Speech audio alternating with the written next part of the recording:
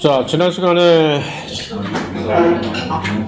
아까 바로 이전에 세션 강의는 녹화가 안 돼 버렸네.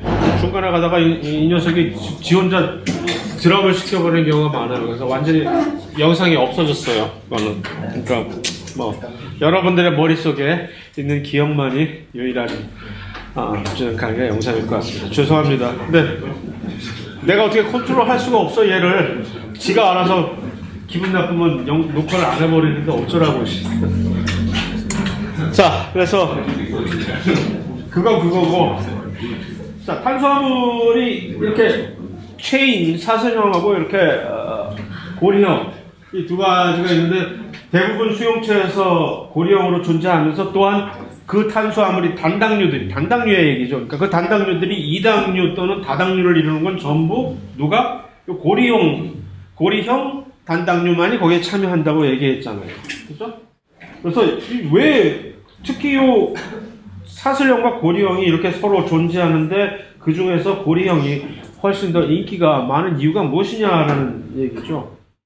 다 이런 거, 그러니까 대표적으로 왜 이런 사슬형이 고리형 단당류를 만드느냐라는 것은 여기서 지금 잘 그림이 설명되어 있는 것처럼 뭐 이전 시간 강의 슬라이드에서 본 것처럼 여기 있는 탄소와 여기 있는 하이드록실기가 서로 이렇게 결합을 이루게 된다. 자, 그럼 여기서 근본적인 질문은 화학결합이 왜 일어나느냐 하는 얘기죠.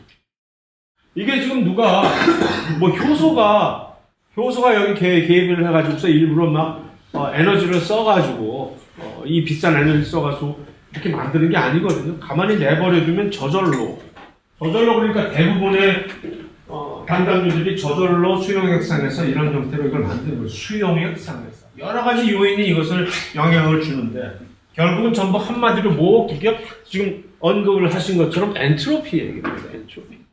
그러니까 왜 어떤 특정한 화학 결합이 그러한 방향으로 진행이 된 화학 결합이 왜 일어나느냐, 화학 반응이 왜 일어나느냐, 결합뿐만이 아니라 화학 반응이 일어나는 이유, 엔트로피가 높아지기 때문에. 안정적인 엔트로피가 높아진다는 얘기는 에너지 준위가 훨씬 더 낮아진다는 얘기예요. 그러니까 안정적으로 되기 위해서 전부들 화학 반응을 하는 거거든요. 그러니까 전부 평형 상태가 되기 위해서. 엔트로피 측면에서 어떤 특정 화학 반응이 일어나는 이유는 그렇게 해가지고 서로 동등하게, 너하고 나하고는 이제 동등한 이퀄이야. 그래서 그러한 평형 상태를 이루기 위해서 반응이 일어나는 거거든. 그것도 마찬가지인 거죠. 그런 식으로 해서 이렇게 엔트로피가 조금이라도 높아져야 조금이라도 좀 더 평형에 가까워지기 때문에 아직 평형 상태에 도달은 안 했는지는 모르나. 그래서 그런 맥락에서 같은 이유에서 이러한 특정한 결합이 저절로 일어나는 이유가 되는 것이죠. 그러면 이제 이런 반응이 일어났을 때 단당류가 두 개의 서로 다른 단당류, 포도당과 과당이 되게 설탕을 만들었을 때, 그럼 이렇게 태어난 설탕은 완전히 이제 서로 압력가는 내가 언제적, 올챙이적 모르는 개구리냐, 아니면 아직도 뭔가를 가지고 있느냐. 반반이죠. 그러니까 물론 설탕과 포도당과 과당을 전부 비교해보면 다 달긴 단데, 우리가 특별하게 설탕은 훨씬 더 달다고 느끼잖아요. 그게 무슨 갑자기 화학적 성질이 변해서 달다고 느끼는 거겠어요? 그건 아니잖아. 하나의 허상이지. 우리가 설탕을, 미각 수용체가 설탕을 딱 감지를 하면은 뇌에다 전달해주는 그 신호가 훨씬 더 달게 도달을 하는 것이지. 속임수지.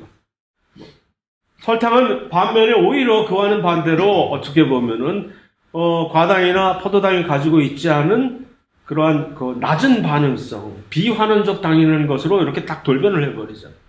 그래서 가만히 들여다보면 이 둘이 이렇게 각각의 포도당, 과당이 가지고 있었을 어떤 특정한 화학적인 성질이 있었을 거 아니에요.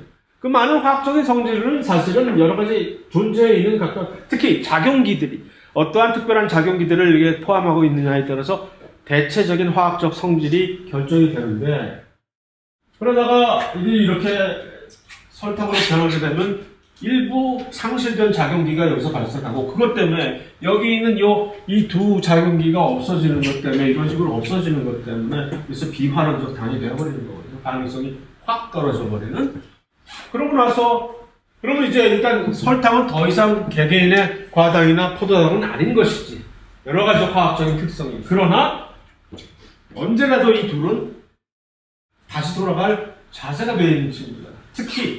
특히 이것을 분해하는 효소가 존재하기 때문에, 모든 동식물이 가지고 있는 것이기 때문에, 그럼 다시 돌아가서 그 화학적 성질을 다시 복원을 하고, 그래서 그 질문에 대해서는 정말 약간의 반반, 조금 달라진 그런 화학적 특성도 있으나, 또 그럼에도 불구하고 아직도 이렇게 유지하고 있는 화학적 성질을 같이 동시에 가지고 있다고 얘기를 할 수가 있겠죠. 자, 이곳이 반데르발스와 수소결합은 둘 다 사실은 정전기적인 인력에 의해서, 마치 어떻게 보면, 그러니까 수소결합은 일종의 이온 결합이에요. 그죠? 일종의 수소결합은. 반데르발스 결합은 또 어떻게 보면 일종의 이온 결합이야. 플러스 마이너스 정전기적인 인력에 의해서. 그러나 가장 큰 차이점은 뭐냐 하면은, 수소결합은 아무나 할 수 있는 게 아니지. 수소를 가지고 있는 특정한, 수소가 어쩌다 보니까 운이 없어가지고서 다단계에 꼬임에 넘어가가지고서 산소나 질소 같은 친구하고 공유결합을 멍청하게 했을 경우에는 이제 수소결합이 발생할 수 있는 여지가 생기는 것이지. 그러나 반데르발스 결합은 범용결합, 아무나 할 수 있는 결합이지. 왜냐면 누구든지 전자가 돌아가잖아. 저기 원자에. 전자가 돌아가다가 그 무작위적인 어떤 특별한 포인트에서 스냅샷이 이루어졌을 때 이들이 이렇게 정전기적인 인력이 있다라고 판단이 되면 반데르발스 결합이 발생을 하는 것이기 때문에, 그래서 물론 이 결합력도 물론 차이가 나긴 하지만, 반데르발스가 수소보다 훨씬 약한 결합이긴 하지만 그 점에서 가장 큰 두드러진 차이가 있다고 볼 수가 있는 거죠. 반데르발스는 기회만 주어진다면 누구든지 어떤 물질이든지 반데르발스 인력을 불러일으킬 수 있는데 반해서 수소결합은 특정하게 그것을 발생을 시킬 수 있는 특별한 이온들, 특별한 원소들만이 이것을 할 수 있다는 얘기입니다. 그래서 운이 나쁜 개코도마뱀은 그러면 가다가 낭떠러지에서 떨어지느냐, 그래서 사망을 할 수 있는 확률이 있느냐. 그런데 물론 소피스트적인 궤변론에 의하면 분명히 그런 일이 발생할 수도 있으나, 현실적으로 가만히 생각해보면 이 반데르발스 인력이라는 것이 유지되는 그 순간순간은 얼마나 바뀌느냐 하면은 이 전자가 돌아가는 이 속도가 얼마나 되는데, 그래서 이것은 어떻게 보면 이렇게 표현을 하면 될까? 공유결합이 만약에 이런 실선이라면, 공유결합이 이렇게 실선이라면 반데르발스나 이번 수소결합이나 전부 어떻게 표현해? 점점으로 표시될 수 있는 거죠. 점선이에요, 점선. 이런 점선이 여기에 놓여 있다고 해서 우리는 이 화살표가 중간에 끊어진다고 생각하지 않듯이, 중간중간에 끊기는 그 순간은 다시 그 끊김이 다시 재연결되는 순간이 너무도 빨리 다시 찾아오기 때문에, 그랬다가 또 너무도 빨리 끊기고 너무도 빨리 찾아오고, 그래서 이 점선을 전부 연결해서 평균적으로 보면 그냥 그대로 유지되는 그런, 그래서 현실적으로 절대로 그런 일은 없다라고 안심하시면 됩니다. 불쌍한 도마뱀 걱정하지 마시고. 그래서 반데르발스가 상당히 관심을 많이 끌었나 봐. 많은 질문이 반데르발스에 관해서 나왔는데, 이게 그 그림이었구나. 쏘리. 이걸 헷갈렸어요. 미안해요. 나 그게 그건 줄 알고. 그러니까 지금 대답을 드린 것은 바로 요 대답입니다. 운이 나쁜 도마뱀, 요것에 대한 대답이고, 요 질문은, 그럼 반데르발스 반발력이라는 게 있다면서요? 있지. 있는데, 그럼 이걸로 괜히 왜 쓸데없이 초전도체 만들어가지고 쓸데없이 분란을 일으켜. 이거 가지고 자기 부상하지라는 얘기인데, 자, 생각해보세요. 이 반데르발스 반발력이라는 것은 반데르발스 인력이 발생하는 거리보다 훨씬 더 가까워요. 반데르발스 인력은 얼마나 이 두 물체가 가까워져야 이것이 발생을 하겠어요. 그런데 그거보다도 훨씬 더 한 선을 넘어서 한 발자국 더 나아가야 그제서야 이거 뭐야 하고 반발력이 생긴다는 얘기죠.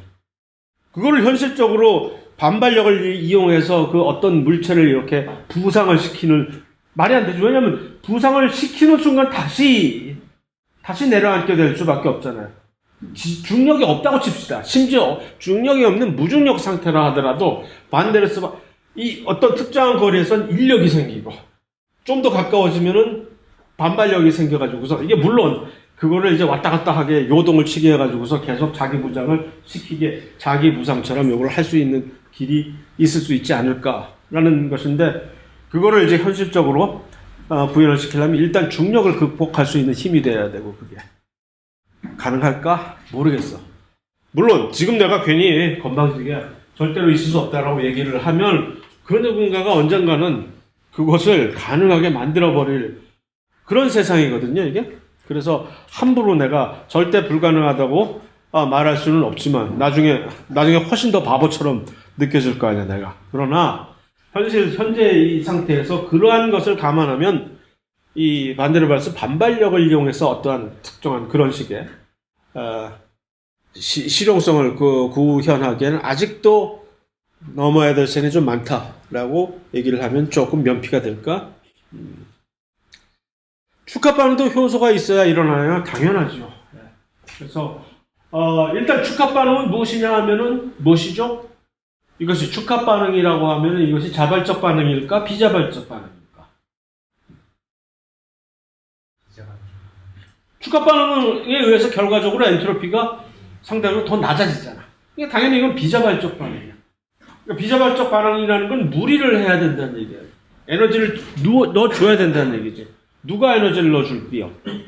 에너지를 넣어주는 주체가 있어야 될까요? 그러니까 어렴풋이 생각해도 이것은 효소 같은 게 분명히 있어야 되겠다라는 것은 알 수가 있는 얘기지. 그 반대라면 몰라. 가수분해도 효소가 필요할까요? 하면 조금 생각을 해볼 만한 얘기지. 그러면 저절로 일어날 수 있는 거잖아. 그러나 심지어 그러한 반응조차도, 가수분해조차도 실제적으로 우리 몸 안에서 효소 없이는 일어날 수 있는 가수분해라는 것은 겨우 딱 하나 손에 꼽으라면은 ATP가 저절로 ADP로 가수분해되는 거는 가만히 내버려둬도 할 수 있을지도 몰라. 물론 그것도 여러 가지 효소들이 거기에 결부되어가지고서 훨씬 더 빠르게 원활하게 하지만, 그것은 이제 이론적으로 가만히 내버려둬도 충분히 인지할 수 있는 속도에서 가수분해가 될 수 있을지도 몰라. 그러나 그 나머지들은 그러한 자발적인 반응이다 하더라도 그 효소 없이는 절대로 될 수 없는 이유가 있어요. 다들 알면서 왜 그래? 아마추어처럼. 나중에 가면 곧 나와요. 그래서 곧 왜 효소, 자발적인 반응에도 왜 효소가 필요한지라는 것이 이제 하나의 중요한 화두로 곧 나오게 될 테니까 기대하시라. 소수성 인력도 분자의 표면이 클수록 커지나요?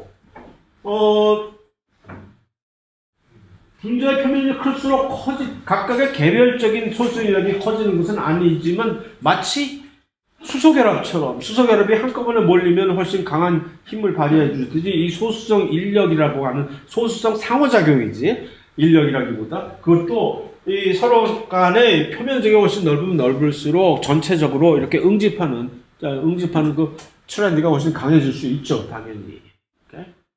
그래서 이것이 소수성 인력이 발생할 때 항상 반데르발스 인력이 항상 수반이 되느냐면, 이거는 그 둘이 얼마나 가까이 충분한 반데르발스 인력을 우리가 실제적으로 현실적인 반데르발스 인력이 발생할 수 있는 그런 면적, 소수성 인력이 서로 같이 이렇게 근접하는 그 면적이 얼마나 되느냐에 따라서 너무 그게 미미하면은 소수성 인력끼리 서로 이렇게 뭉치려고 하는 개별적인 그 부위가 있더라도 충분한 우리가 현실적으로 느낄 수 있는 반데르발스 인력이 발생되지 않을 수도 있겠죠.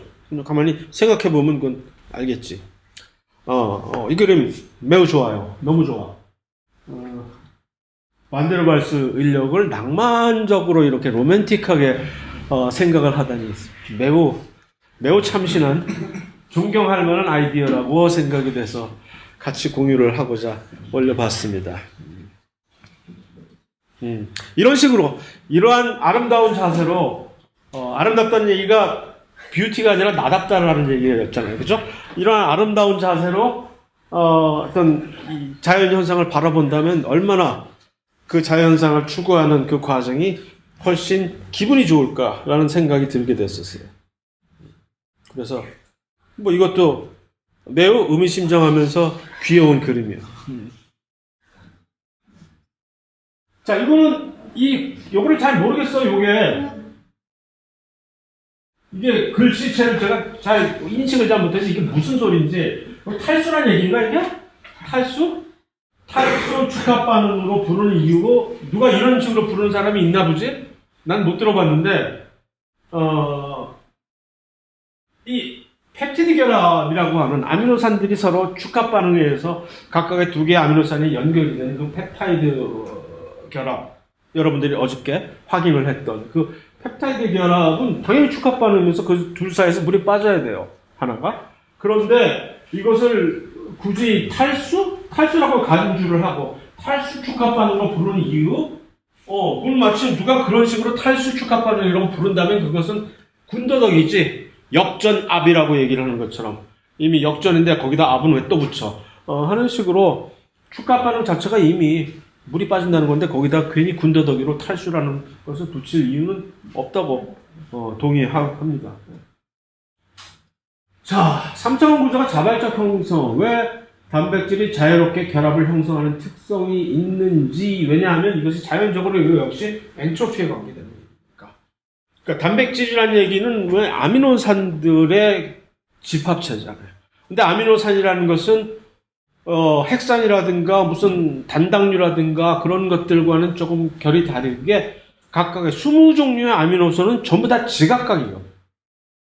아미노산들 각 20개는 전부 다 각자 다른 개성들을 가지고 있고요.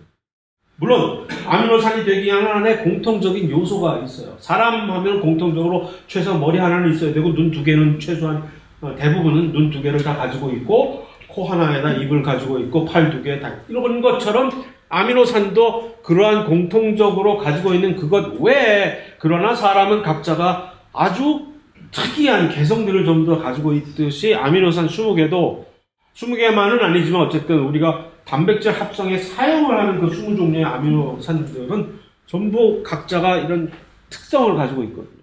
그렇기 때문에 화학적인 특성.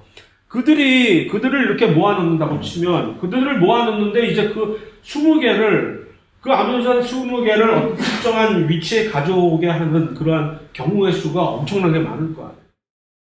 그러니까 예를 들어서 내가 100개의 아미노산으로 이루어지는 단백질 하나를 만들어야 되겠다 하게 되면 그것을 만들 수 있는 몇 가지 종류의 가능성이 있느냐 하면 무궁무진한 거라. 100개. 1번. 여기는 내가 아미노산 1번 자리에 20개 중에 하나 고르면 돼. 두 번째 자리에 똑같은 거 또 써도 돼. 그 다음에 20개 중에 또 한번 부르면 그런 식으로 하면은 도대체 몇 가지 종류의 다른 단백질을 만들어낼 수가 있다는 얘기야. 그 얘기는 아미노산이 엄청나게 다양하게 여기에 조합을 이룰 수가 있다는 얘기니까 좀 전에 얘기한 그 아미노산들의 그 개성들이 엄청나게 넓게 다양하게 펼쳐질 수 있을 거 아니에요. 그래가지고서 하나의 단백질을 탄생을 시키면 그 단백질은 이제 그 아미노산들이 여기저기서 난리가 나는 거지 막. 각자들끼리 서로 막 싸우기도 하고 같이 결합도 하고 막 하면서 그게 왜 그런 이유가 발생하느냐? 수용액상에서 물을 이제 잘 대응을 하면서 그런 일들을 벌여야 된다는 얘기는 전체적인 맥락으로 어떻게 하면 이 100개의 아미노산들로 이루어지는 하나의 단백질이 어떻게 하면 가장 안정적인 에너지 측면에서 가장 안정적인 하나의 단백질로 내가 여기서 계속 영구히 존재할 수 있을까? 저절로 그렇게 만들어주는 거예요. 그것을 간단하게 예를 든다는 것이 그렇게 되면 일단 먼저 첫 단계로 가장 먼저 발생하는 일은 소수성 부위를 가진 아미노산들이 일단 숨어 들어간다. 접어 들어가고 그러고 나서 그 껍데기를 감싸줄 수 있는 역할을 해주는 것들은 친수성 아미노산들이 이걸 해줘서 전체적인 맥락이 하나의 모양이 그런 식으로 자연적으로 이루어진다. 그게 바로 우리가 보는 특정한 단백질들의 어떤 단백질 구조가 된다라고 얘기합니다.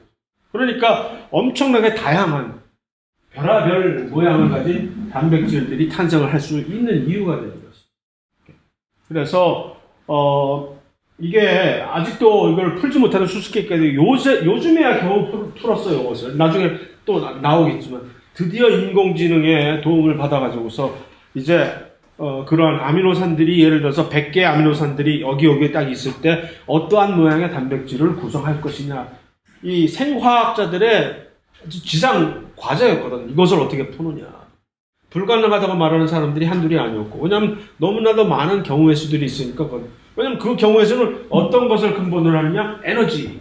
이 두 개를 이렇게 했을 때 자유에너지라고 하는 얘기가 이제 좀 이따 나오겠지만, 그 자유에너지를 가장 낮추는 그런 것이 이 단백질에 접어 들어가는 단백질이 모양을 형성하는 근본적인 원리가 되는 거거든요. 근데 이제 인공지능은 그거를 이제 풀기 시작을 해가지고서 막 제대로 된 예측을 여러분들의 입장에서는 정말로 중요한 문제가 되는 것이죠.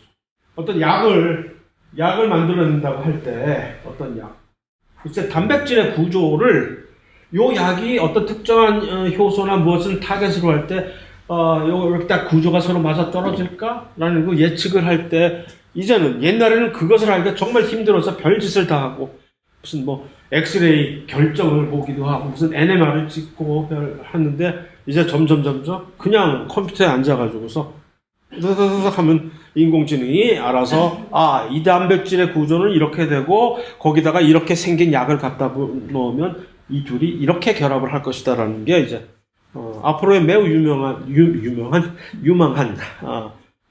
연구 분야 중에 하나가 됩니다. 그래서 이 답에 대한 대답도 염두에 두고 사실 지금 얘기를 한 겁니다. 그러니까 유전자의 의대대로 작용하면서 접히는 거냐라는, 결국은 그것을 결정하는 태초의 원인 제공자는 바로 유전자인 것이지. 왜? 유전자는 무엇을 결정해요? 어떠한 아미노산들이 어떤 순서로 놓이게 될지를 일렬 종대로 딱 아미노산들을, 단백질을 만든 그 아미노산들이 어떤 순서로 놓이게 될지를 유전자가 결정을 해줍니다. 그럼 유전자는 이런 식으로 일단 디자인을 해놓는 거지. 따라서.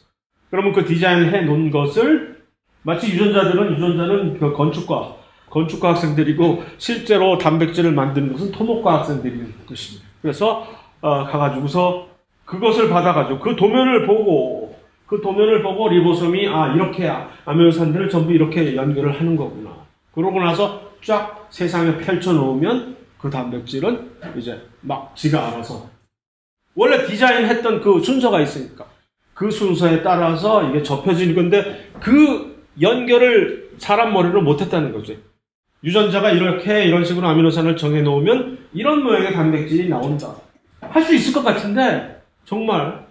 그리고 그것을 할 수 있으면 너무나 좋을 것 같은데 실제로 그것을 못했었는데. 근데 이제 인공지능이 인공지능도 역시 그것을 100% 정확하게는 못하고 그걸 일일이 다 검증을 해봐야 되겠으나 이제는 정말로 쓸만한 그런 예측이 가능해졌다는 겁니다. 자, 요거 왜 체내에서 배출되기가 지질이 가장 어려우냐? 체내에서 배출하는 지질이라고 하는 것은 큰 덩어리 지질이 아니잖아요. 체내에서 배출한다는 얘기는 일단 뭘 배출하나? 노폐물 또는 독성물질을 배출을 하잖아요. 노폐물이 어차피 노폐물 배출하는 거 대충 하는데 독성물질을 한번 예를 들어 봅시다.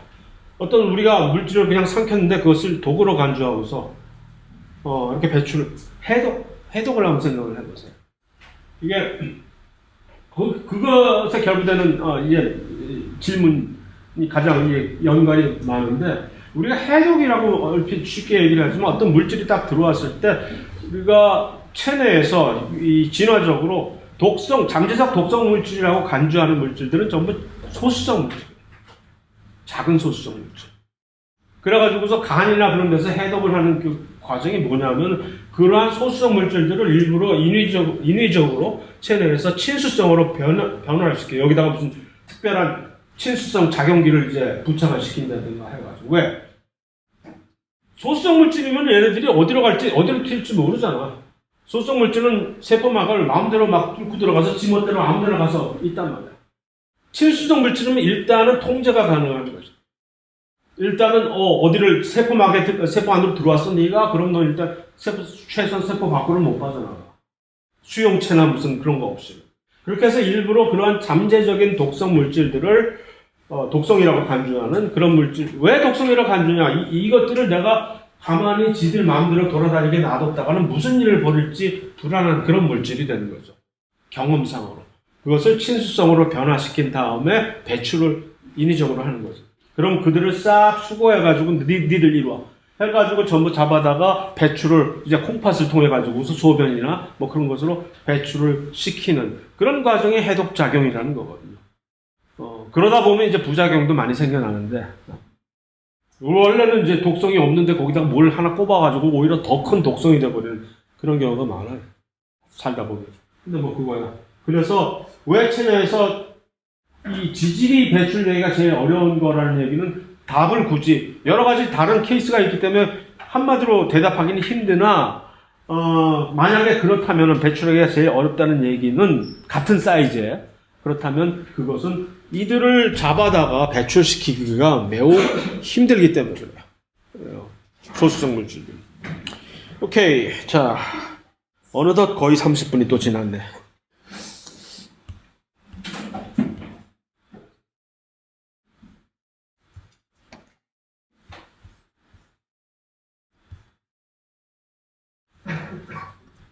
그래서 이 트랜스 지방이라는 것은 일단 전 시간에 버터 얘기를 들었었는데 버터가 매우 귀찮잖아. 그러니까 이 버터는 매우 맛은 있는데 그 버터를 일상생활에서 사용하기엔 좀 귀찮으니까 그거를 살짝 좀 어떻게 해보고자 버터처럼 맛은 같은 비슷한 맛을 가지면서 근데 맛도 다르지.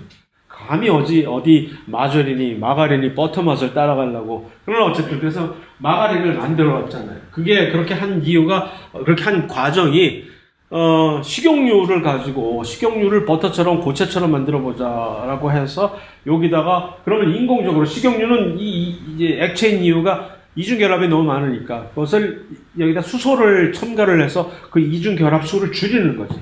훨씬 더 포화 상태로 만들면 이게 버터처럼 아주 딱딱하지는 않더라도 약간 고체 상태 상온에서 거의 준 고체 상태를 유지를 할 수가 있으니까. 그래서 그게 아마 트랜스 지방의 원조가 그렇게 된 거죠. 그래서 그런데 이제 그럴 때 인공적인 수소를 첨가를 할 때 여러 가지 이제 이중 결합이 변하면서 그 시스 트랜스를 통제를 못하는 거지, 조절을. 내 맘대로. 인공적으로 할 때는 효소가 알아서 딱딱, 항상 이중결합은 요 시스로 남겨놓는다는 그 철칙을 이제 위반을 해버린 것이죠. 그게 어때서? 그까짓 거야. 더 좋잖아. 이렇게 해서 서로 공평하게 위아래 하면 얼마나 좋아.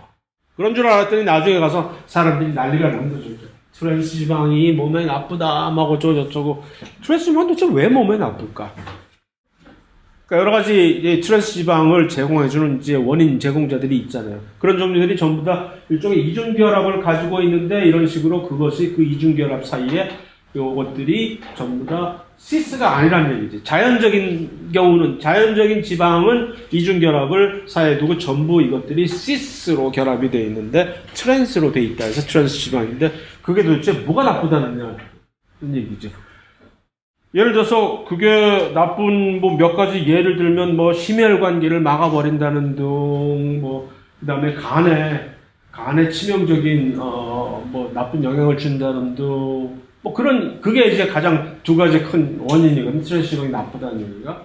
그러니까 심혈관계를 나쁜 영향을 준다는 얘기는 뭘까? 혈관을 막아버린다는 얘기거든요. 동맥경화 같은 것들. 그다음에 간에 치명적인 악영향을 준다는 얘기도 비슷한. 간이 주로 대사작용할 때 여러 가지 일을 하지만 주요 기능 중에 하나가 뭡니까? 지방을 지방을 분해하고 또는 합성을 하는 게 간의 역할이랍니다. 왜 이런 공통점이 생겼을까? 간과 혈관계에 트랜스 지방이 악영향을 주고 나쁜 영향을 끼칠까? 똑같은 맥락입니다. 어떻게 돼요? 수크랄로스, 그 다음에 그 다당류에서 봤던 그런 셀룰로스와 녹말을 구분을 이제 해서 각자 우리가 녹말은 분해를 하는데 셀룰로스는 분해 못하는 이유, 그 다음에 이 트랜스 지방에 대해서 우리가 이제 막 속수무책인 이유, 다 똑같은 얘기. 무슨 얘기? 효소의 기질 특이성이라는. 효소는 일을 하는데 항상 기질을 아주 미세하게 구분을 해서 그것만을 다루는데, 트랜스 지방이 들어왔는데 뭐 어차피 우리 입장에서는 지방인데 그까짓 거 뭐 이 지방들을 분해를 해야 되는데 트랜스 지방은 지방산을 어떻게 분해해야 될지를 모르는 거죠. 내가 본 일은 여태까지 본 거는 시스 지방밖에는 못 봤어. 나 이런 지방은 본 일이 없어. 어떻게 자르는지 몰라. 못 자르고 가만히 내버려두면 이게 긴 지방산 꼬리가 돌아다니면서 혈관도 막고, 간이 이걸 분해를 시켜야 되는데 이거 분해 못 시키고 그러니까 그대로 내버려 뒀다가 별일이 그러지 않겠어요? 그래서 그러니까 우리가 트랜스 지방의 건강에 피해, 트랜스 지방이 몸에 나쁘다, 그것을 생물학 시간에 다뤄. 일반 생물학 시간에 그 얘기를 언급을 하는데, 사실은 그것이 왜 몸에 나쁘게 됐는지를 근본적으로 생각을 해야 되는, 물론 이것을 노골적으로 일반 생물학 책에 이렇게 나와 있지는 않습니다만은, 왜 나쁜지 사실 그걸 아는 것이 더 중요한 거 아니겠어요? 그래서 그런 것들이 전부 다 똑같은 맥락으로 우리에게 이 물질들이 영향을 끼친다라는 얘기입니다. 자, 인지질은 여태까지 봤던 이 정통적인 지방과는 조금 다른 것이 뭐냐면, 어떻게 보면 이 인지질도 일종의 약간의 그러니까 변형이지, 원래 지방의 변형입니다. 원래 지방은 지방산 3개가 들어가잖아요. 그치? 지방산 3개가 딱딱딱 들어가서 글리세롤 모듈에 들어가서 지방이 되는 건데, 인지질이라고 하는 요것을 딱 보면은 이렇게 되어 있거든. 이것이 화학적인 구조이고 이것이 생명에서 주로 다루는 모델적인 그런 인지질의 구조인데, 인지질은 딱 보면 밑에 있는 지방산 꼬리를 보면은 2개밖에 없네? 왜 이렇게 됐을까? 인지질을, 그러니까 지방산을 이렇게 연결시킬 수 있는 이 플러그 역할을 해주는 글리세롤은 그대로 존재를 하는 거예요, 여기. 그러니까 원래 이것이 정상적으로는 이렇게 3개가 딱 붙어서 그냥 일반적인 지방이 됐을 법한데, 여기서 갑자기 이쪽에서 한 녀석이 배반을 한 거지. 이 글리세롤 3개에 이렇게 에스터 결합을 벌일 수 있는 글리세롤 3 부위에서 한 부위가 갑자기 반역을 해가지고서 위로 뻗쳐버리는 거지. 그러고서 난 딴 녀석들이랑 놀래 하고, 누구? 인산이랑 놀겠다고 이렇게 비슷한 에스터 결합을 인산하고 수행을 해버리는 거지. 충분히 똑같은 축합 반응이에요. 인산화 오너라, 나 이런 보어링하고 지루한 못생긴 지방산하고는 더 이상 놀기 싫다 하면서 인산과 결합을 해버린 게 인지질의 시초가 되는 거죠. 일단 인지질이 여기에 이런 식으로 해서 인산을 들어오게 되면은 인산 혼자서 항상 오게 되지 않지. 얘는 그 친구들을 같이 다루도록, 야, 내 친구들 나 만나볼래? 하고 끼리끼리 논다고. 인산의 친구들은 전부 누굴까? 친수성 친구들이야. 그래서 여기가 갑자기, 원래는 여기에 아무것도 없어야 되는데 갑자기 인산을 같이 이런 파격을 자행한 대가로 여기에 갑자기 큰 머리가, 갑자기 이상한 머리가 올려진 거지. 이 머리가 전부 다 뭐야? 화학적으로 친수성 머리가 되고 있는 겁니다. 그래서 이제 지방산에서 얼핏 우리가 감지를 했던 그 약간의 양면성 있잖아요.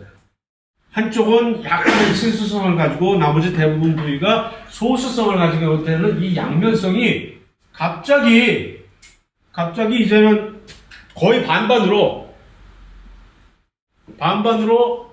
이쪽은 친수성, 이쪽은 소수성이 되는 그 양면성 또는 양친매성이라고 하는 요 특성이 엄청나게 부각이 되어버린 거죠. 그것을 정리한 것이 이겁니다. 지금 얘기한 것을 지방산 꼬리가 2개뿐이면서 인지질은 그 나머지 한 부위에 친수성 머리 부분이라고 얘기를 하는 그 인산기가 결합이 되면서 그 위에다가 그냥 층층 시야로 더 얹어지게 돼. 그래서 그 위에 인산기 위에 올라간 그 특별한 작용기들이 누구냐에 따라서 그래서 다양한 종류의 인지질들이 존재를 해요, 세포에. 그러니까 세포막에 있다 해도 같은 인지질이라고 해서 다 똑같은 인지질이 아니야. 거기에 무엇이 붙느냐에 따라서 그 인지질들이 여러 가지 종류가 있고 세포마다 각 지역마다 지방색이 지방자치제로 각 다른 조직 세포마다 다른 종류의 인지질을 이렇게 딱 주종으로 가지고 있고 심지어는 세포 바깥과 세포 안에 두 개가 그러니까 세포막이라는 것은 인지질 이중층으로 되어 있다는 것은 대충 알고 있잖아요. 그러니까 두 겹으로 되어 있는 그 인지질이 바깥쪽 껍질과 안쪽 껍질에 있는 그 인지질의 이 종류가 달라. 정상적으로. 정상? 일반적으로. 그래서 그걸 가지고 이제 뭐 이런 얘기까지 할지는 모르겠지만 그게 사실 더 중요한 얘기. 그걸 가지고 세포가 이제 세포 돌아다니면서 혹시 잘못된 세포 없나 하고 돌아다니는 순찰 역할을 하는 백혈구들이 그걸 가지고서 이게 좀 이 녀석 좀 상태가 이상한 놈이네 하는 것을 확인을 하게 돼요. 그러니까 이제 막 이상하게 돌변하는 세포는 그 인지질의 바깥쪽과 안쪽을 이렇게 확 뒤집어 버리는 경우가 있거든요. 그럼 안쪽에 있었어야 될 그 특별한 종류의 인지질이 바깥쪽으로 노출이 되니까 그러면 이제 백혈구들이 돌아다니다가 뭐지 이거? 그래서 떡 안 줘도 좋으니까 너 잡아먹는다 하고 잡아먹어버리고 끝내버리고 해서 어쨌든 그렇게 이 인지질들이 그렇게 있으면서 인지질의 기본적인 화학 구조는 우리가 양친매성이라고 하는 특성, 반은 친수성이고 반은 소수성이다 라는 얘기로 자 이게 그러면 무슨 일이 발생하느냐 하면은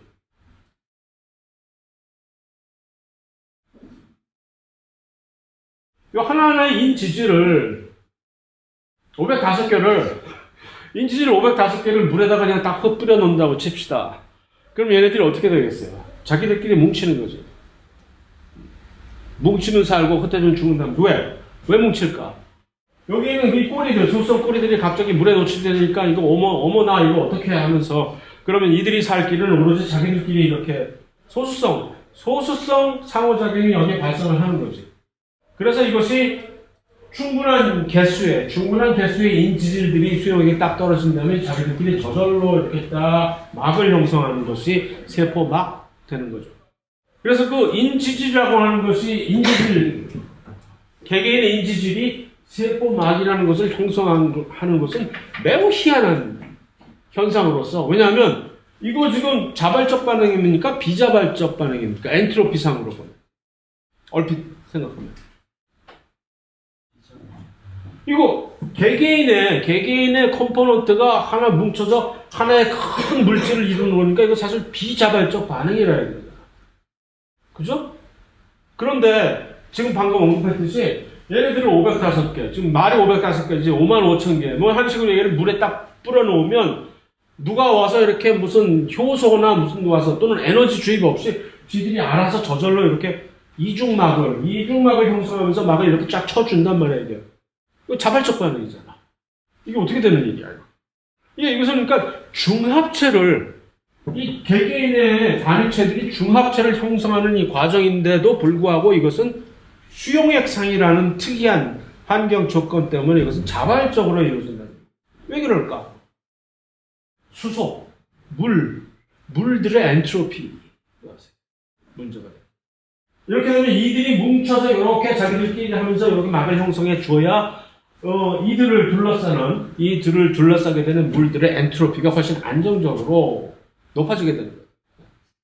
그래서 이것은 얼핏 피상적으로 상상하기에는 이건 당연히 비자발적인 반응처럼 보이나 그러한 이유 때문에 자발적으로 저절로 형성되는 반응인 것입니다. 덕분에 우리가 생명체가 태어난 것이고 그래서 인지질이 어떻게 많아졌다고 상상을 하는 거지. 이거. 물론 그 상상에는 상당한 무리가 따르는 것도 사실이긴 하지만 어쨌든 그러한 인지질들이 막 이렇게 응집을 하게 되어가지고서 일종의 하나의 막이 생겼다라는 것이 태초에 생명체가 태어났을 때 막이 생기는 과정에서 운 좋게 핵산, 유전 물질을 구실을 하는 핵산이 그 안에 캡처가 됐다. 그래서 드디어 그 하나의 단위 구성체가 생명으로서 시작을 하게 됐다라는 상상을 할 수밖에 없는 어떤 첫 출발점이 바로 이런 것이죠. 그러니까 그 누가 개입을 하지 않아도 영어로 이 창조과학자들이 얘기하는 divine intervention이 없어도 이것이 저절로 일어날 수 있다라는 이론적으로 매우 힘든 일이긴 하나. 자, 그래서 라이포솜이라고 하는 것 역시 일종의 그러한 세포막이 자연적으로 형성되는 구성체 중에 하나인 것이고, 그 다음에 라이포솜이라고 하는 리포솜이라고 하는 이 라이포솜과 마이셀이라고 하는 것이 다른 점은 이렇게 이중층이 아니라 이렇게 작은 지름이 작을 경우에는 이렇게 이 단위체로서 구성을 할 수도 있는 것이고, 이게 전부 다 그런 인지질들이 저절로 이렇게 형성을 하게 되는 구조들 중에 하나로서 특히 라이포솜이, 특히 여러분들 입장에서 라이포솜이 이거는 자연적으로 생기는 것보다는 인공적으로 라이포솜을 이렇게 만들어 가지고서 이용을 하게 되는 경우가 요즘은 많은데, 특히 저 약을 드럭 딜리버리라고 해서 약을 인체에다가 이렇게 이동을 시킬 때, 약을 이동을 시킬 때, 예를 들어서 어떤 특별한 약은 소수성 물질의 약일 수도 있고 친수성 물질의 약일 수도 있잖아요. 만약에 그 약 자체가 처음에 친수성 물질이라면 그냥 약 먹어 하고 던져주면은 그 친수성 물질이 우리가 이미 몸에 어떤 수용체를 가지고 있지 않는다면, 또는 수성체를 가지고 있지 않는다면 밖에서 그냥 맴돌다가 아무런 효과를 거두지 못하고 그냥 배출이 될 거예요. 그것을 방지하기 위해서 그 약을, 그러한 친수성 물질이기 때문에 그 약이 화학적으로, 그래서 이 투여를 해도 인체에 들어가서 흡수가 제대로 되지 않을 것 같은 걱정이 된다면 리포솜 안에다가 집어넣는 거지. 그러면 얘는 전체적으로 지질이니까. 바깥에 있는 친수성은 물론 별로 그러니까 이게 전부 다 우리가 남이 가잖아요. 그래서 이게 전부 세포막하고 같은 동일한 물질이니까 쭉 하고 들어가는 거지.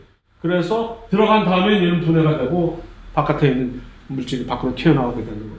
또는 심지어 어떤 경우에는 소수성 물질일 경우도 있어. 소수성 물질들이라서 오히려 더 혈액을 통해 가지고서 이렇게 운반을 하고 할 때 조금 문제가 되는 경우도 생기고, 그럴 때는 이 안에다 지뢰처럼 묻어버려. 이 인지질 중간에다가 약을 묻어버려 가지고서 딜리버리 해가지고서 얘가 세포 안으로 쑥 들어가게 한 다음에 해결을 하도록 하는 그런 경우도 있고, 그다음에 우리가 요즘 흔히 많이 듣게 되는 그 DNA 백신이라든가 또는 RNA 백신 같은 것들도 전부 다 이런 리포솜을 만들어가지고 이 안에다가, 왜냐? DNA 대표적인 친수성 물질이기 때문에, RNA 대표적인 친수성 물질인데 그거를 백신으로, 그 코로나 백신으로 만들어서 우리에게 주사를 놓은다? 어떻게 가겠어? 이런 형태로 넣어야 우리 몸 안에 들어간다는 얘기가 되는 것이죠. 심지어 이걸 가지고 이제 좀 더 이렇게 한두 번 하면은 훨씬 더 재미가 생기잖아요. 야, 이거 재밌네? 어떻게 할까? 그러면 여기다가 이런 것까지 하는 거지. 이거 뭐겠어? 이 약이 들은 이 물질을 아무 데나 가지 않게 하고, 이 약이 내가 배달하고 싶은 곳에서 완전히 문학 택배 배달이 될 수 있도록 여기다 뭔가 다는 거죠. 요 특별한 마커는, 수용체는 어떤 세포 특이적으로 가서 거기다가 똑똑 나왔어요 하고 그 세포에만 가게 되는 특별한 물질을 여기다 달아가지고서 특이적으로 내가, 예를 들어서 얘는 간에 꼭 가져야만 되겠어. 그러면 간세포 특이적인, 마치 바이러스가 이런 짓을 하는 거죠. 바이러스가 어떤 특별한 세포를 침투 감염하려고 할 때 무작위로 들어가는 것이 아니라 어떤 세포의 바깥의 표면에 있는 특별한 조직의 당단백질 같은 것들, 그런 것과 결합을 할 수 있는 뭘 가지고 들어가는 것처럼, 그래서 생명체의 현상을 배우면서 이렇게 활용을 해먹는 그런 측면에서 우리가 여기까지만 배웠어도, 지금 일반 생물학이 여기까지만 왔어도 사실 이용을 해서 우리를 이롭게 할 수 있는 것이 이만큼 무궁무진하게 많다라는 얘기입니다. 자, 콜레스테롤은 특별한 종류의 지질인데, 그러니까 지방산이 없잖아요, 여기. 그러나 지방산이 없음에도 불구하고 전체적인 구조가 소수성이라는 것은 분명한데, 콜레스테롤은 일단 이렇게 생겼거든. 콜레스테롤은 이렇게 생겼어요. 그러니까 일종의 특별한 축구공에서나 볼 수 있는 특별한 무늬의 모양이 있으면서 전체적으로 이런 소수성 물질이 있는데 콜레스테롤이 왜 중요하냐? 두 가지에서 하나는 대표적인 이런 스테로이드 호르몬 이런 에스트로겐이나 테스토스테론만이 스테로이드 호르몬이 아니라 우리 몸에는 다양한 종류의 스테로이드 호르몬들이 있는데 그것들은 전부 다 일단 여기서부터 시작을 해야 돼요. 일단 콜레스테롤로부터. 그러니까 우리가 콜레스테롤이 없으면 여러 가지 종류의 다양한 스테로이드 호르몬을 합성을 할 수가 없는 것이고, 그래서 이제 이 스테로이드 호르몬 합성의 전구체 역할을 하기 때문에 중요한 물질이고, 그거보다 훨씬 더 중요한 것은 그거야까지 그 호르몬을 전담하는, 호르몬 합성을 전담하는 이 호르몬 샘, 그 분비샘의 역할이죠. 뭐 일반적인 우리 세포들이 알 바 아니고 니들이 알아서 하든가. 일반적인 세포 입장에서는 왜 그것이 훨씬 더 중요하냐면 이거죠.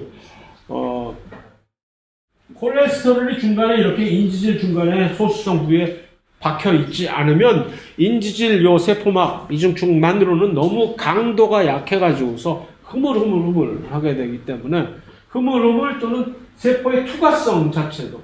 그래서 여기에 얼마나 많은 콜레스테롤이 중간에 마치 이렇게 딱 박혀 있느냐에 따라서 전체적인 인지질의 강도가 마치 건물의 강도처럼 이렇게 강도를 유지시켜주고, 그 다음에 이거를 이제 유기적으로 조절을 해줍니다.